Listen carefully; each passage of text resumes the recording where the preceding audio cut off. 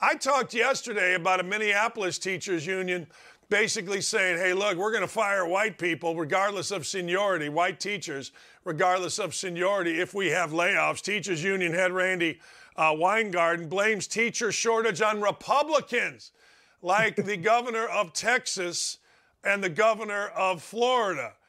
Come on, Abbott and DeSantis. What are you thinking here? You can't make this kind of stuff up.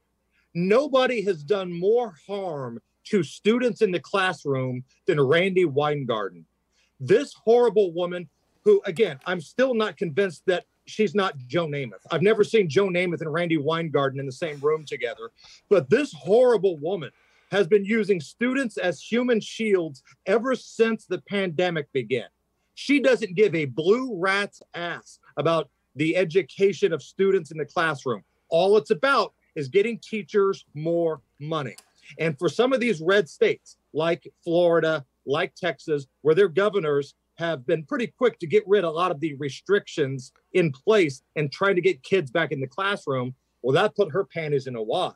So it's clearly all these horrible Republicans' fault that there's a teacher shortage in this nation. Until it's not.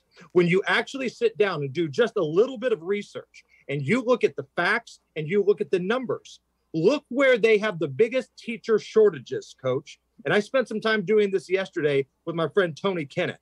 Tony Kennett of Chalkboard Review does a great job of breaking down a lot of these narratives about the classroom. The places where you find the biggest openings, where they have the most shortages in this country, are very liberal cities and its inner cities, places ran by Democrats. The places in the suburbs, predominantly, they're doing just fine.